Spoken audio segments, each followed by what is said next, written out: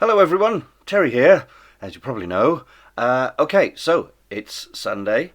This is not recorded live because there's going to be plenty of edits like this. And also, I've got lots of things to cut into this video, so I want to get the big announcement out there. Okay, so, as you know, 4 years and about 10 months ago, we made a film called Offworld, which we shot just around the corner from my house. And we managed to raise £10,000 on Kickstarter, of which they took 1,000. But we made the film. I threw in all my money, all my savings. Everyone worked really hard on it.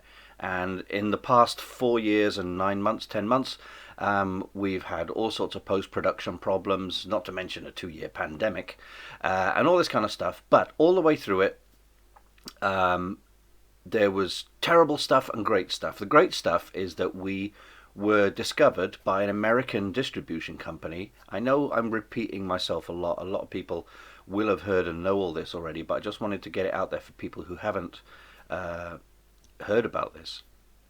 But we got noticed by an American distribution company who really liked our wee tiny little trailer, and they were willing to wait as long as it's been to finish the film off. Now, this week, I have been in the recording studio yet again. I've had a number of sessions in there, finishing off the sound. And next week will be the final day in which we finish off the sound. That will be a day long remembered and a day long looked forward to, where we finally finish Offworld sound. The only thing to do then is for myself, Danny and Chris to get together a 7-page document's worth of stuff that the distributors need. They don't just need the film. They need the film, they need subtitles, scripts, images, graphics, logos, you name it, the lot. They need loads of stuff. We've got most of it. They've talked us through what we need, and that's all going really well. So, the bad stuff with Offworld is it was a learning curve. Now, I'm not saying learning is bad. What I'm saying is I learned so much because, as you can imagine, on a low-budget film, that's your first film, anything can, does, and did go wrong. I'm not going to get into too many details, but if you imagine all the moving parts that a movie needs, there was a problem with every part of it.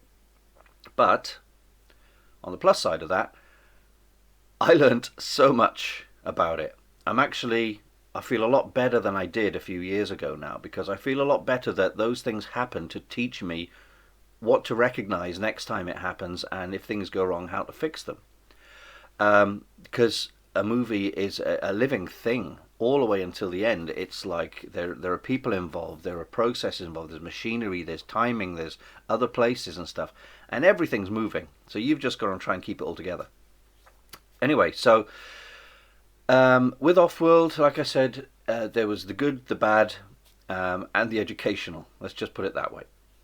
So, as we were winding up, we got the film over to the sound mix.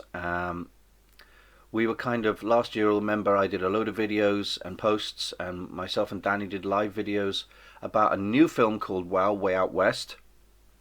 And again, if you know this, you know this. If you don't, you don't. At some point, I decided this is not the way, as the Mandalorian would say. This is not the way. I think I was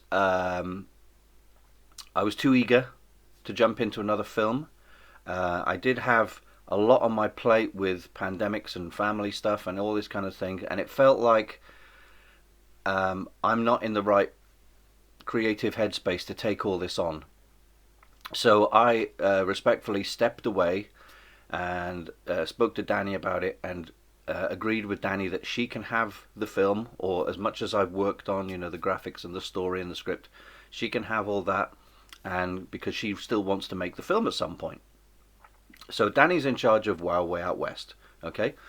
And I used that time to basically get back in touch with my life, which sounds a bit hippy-trippy, but I did need space to work on, my day job, family issues, moving house, paying bills, all that stuff that happened. and just basically get back used to being creative for fun. So, here's the big announcement. I've waffled on too long. I'm making a new film. Yes, I'm starting a new film. A new feature film. I am inspired by what happened with Offworld, because in addition to all the bad stuff, it did remind me that I do have, and I'm very thankful for, a big circle of friends, whether in real life or, online. I know that I've got a lot of support and a lot of good friends there, and they have unquestioningly stuck with me from day one. Not a lot of people will, and if you count up the number of anonymous naysayers who have occasionally thrown in a little criticism, they are nothing. They're fleas. They're fleas on the back of a flea. They're nothing at all compared to the amount of people who genuinely want us to succeed with Offworld and the future. And look, when Offworld comes out, some of you are going to go, oh, I waited how long for that? And it's not very good, is it? But for every, like I said, it was made on peanuts, but it's still got the attention and the interest of an American distribution company, which is a great start. We didn't think any of this would happen. And for every mistake that you spot, or every fluff, there's no fluff lines in it actually, but for everything you think, oh, that's a bit ropey, there's a million things that we fixed that you've never seen and you will never see. Okay, so we did a lot. We all worked our butts off, everybody. So I'm making a new feature film. This one is a lot more fun, a lot bigger, a lot more interesting, and it's going to cost a lot more. And when I say a lot more, I need to kind of explain a few things about money. I'll get to that later on. But if I was pitching this new film like a masterclass advert like you see on YouTube, this is what it would look like. So where do we start? Picture this, bunch of kids locked in a museum at night and the dead come back to life. It's Shaun of the Dead meets Scooby-Doo meets Night at the Museum. You'll laugh your pants off and you'll be scared shitless. Not a good combination. Death, frights, scares, decapitations. I'm making my second feature film next year and I want you to help me make it. It's going to be fast, it's going to be funny, it's going to be scary, it's going to be fantastic. Oh, and you probably want a title. Here it is.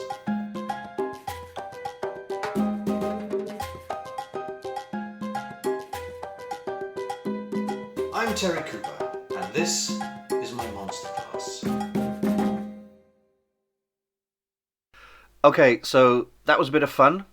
And there you have it. There's the title, Bloody Students.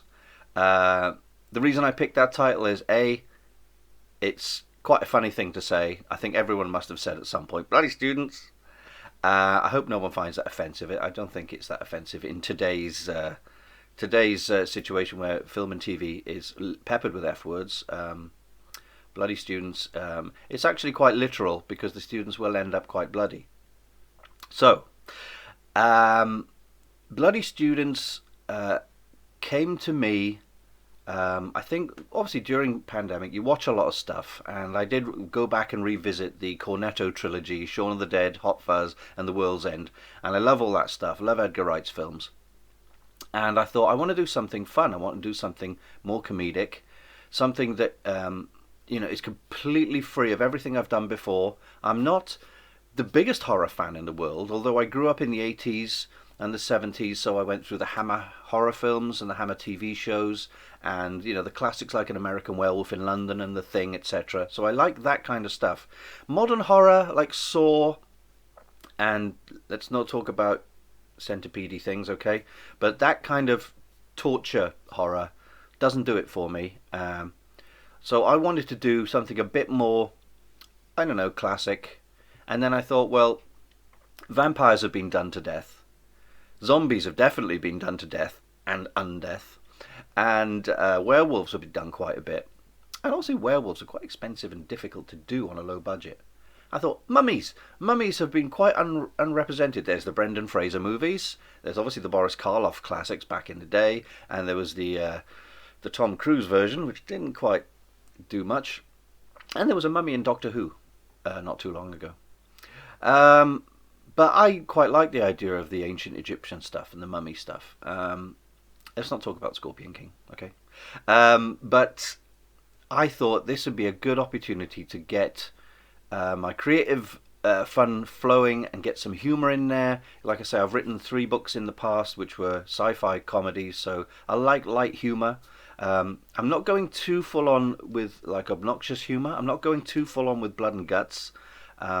There is blood involved. There is, deaths and stuff involved, as you'd imagine in a horror film, like Shaun of the Dead.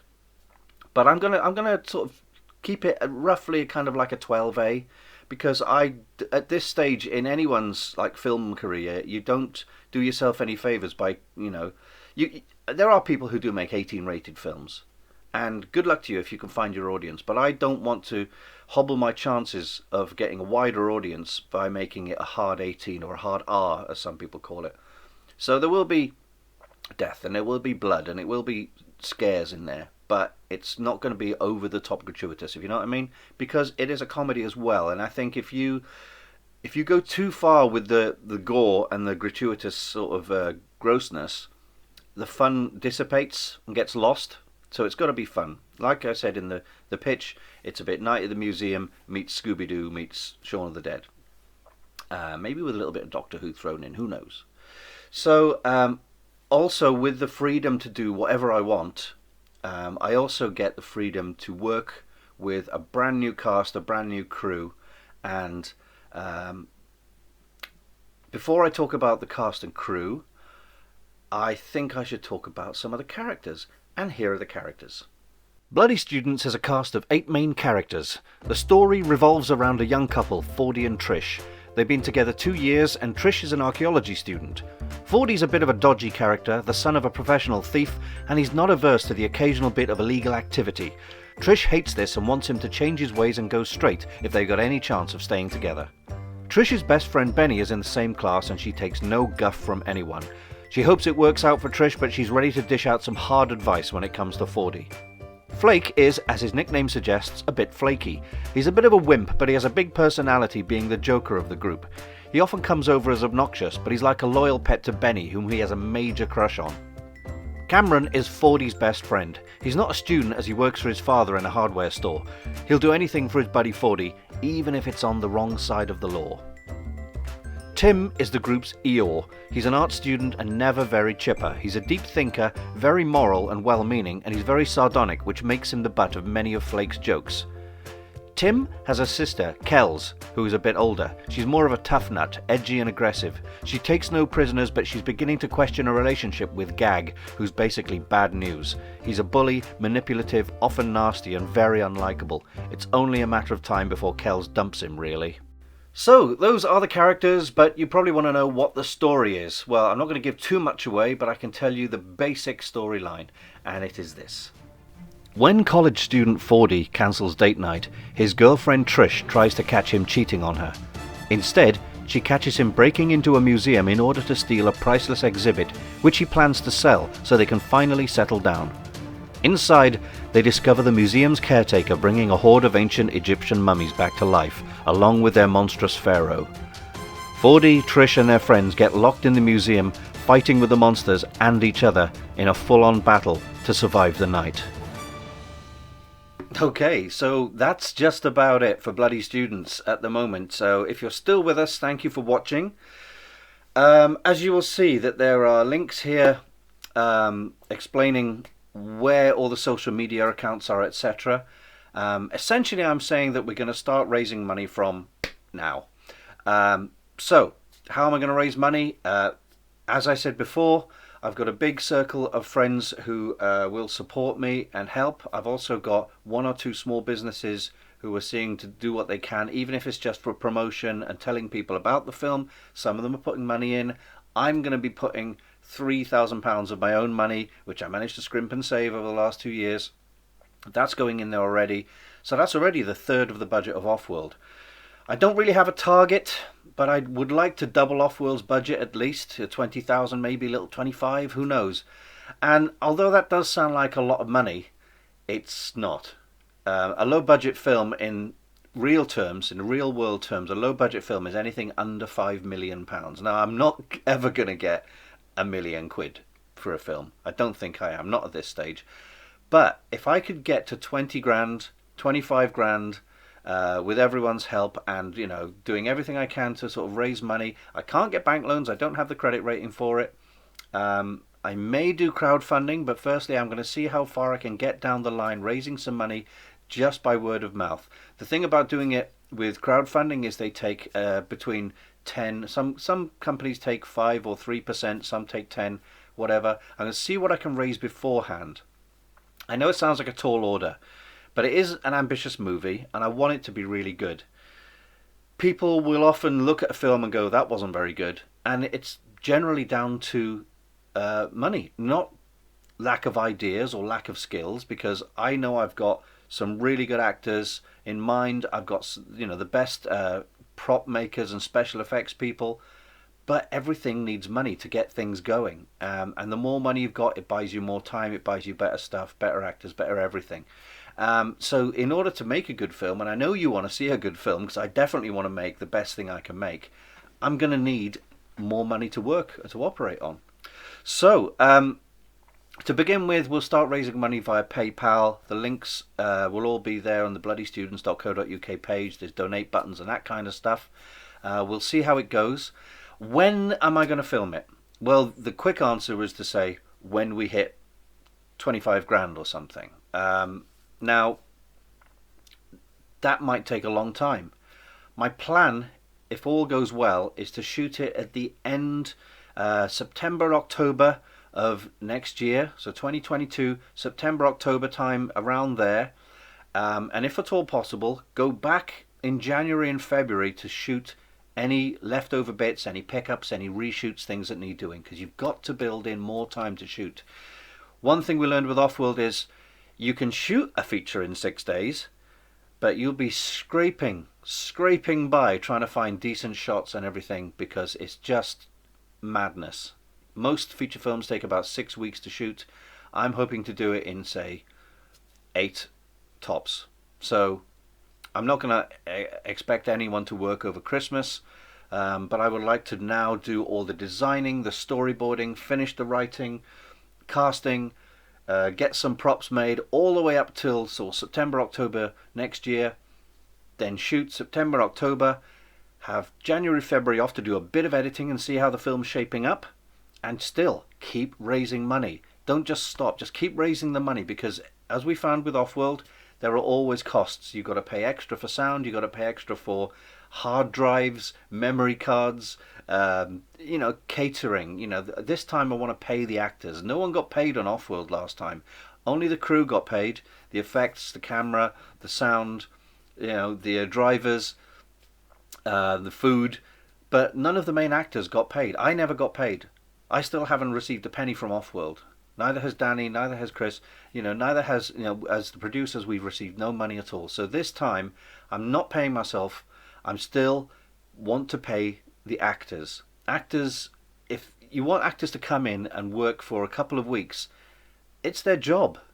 A lot of these actors, unless they, your buddy from round the corner, but a lot of these actors are taking their jobs really seriously, and they will give their best work if they know they're being paid and they're not taking time off work to do something for free. I don't want to make people work for free. I want to make sure that the effects guys get paid, the sound people get paid, the actors, even the people who are going to be dressing up as mummies. There's costumes to be made. There's performers that have got to sweat and fight and perform inside all that stuff.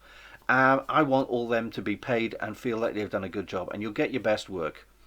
I mean, ask yourself, would you go to work for a boss who's telling you to go above and beyond the call of duty, but there's no money in it? No, you need to get paid. It is a job, and I'm trying to take it seriously. And the better chances we have is if we have money to operate on.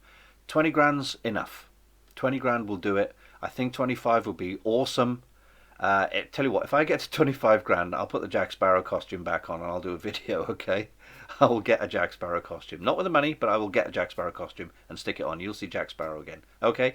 But along the way now, if you guys can look at some of the social media. I've got Twitter, Instagram, Facebook, and a website which is kind of a blog where I'm going to put my regular thoughts and notes up there. There are buttons and links there that say donate now, and they'll go straight to PayPal. We'll try and raise some money from now, and we'll see how it goes. And the quicker we raise it, the quicker we make the film. It's going to be tons and tons of fun.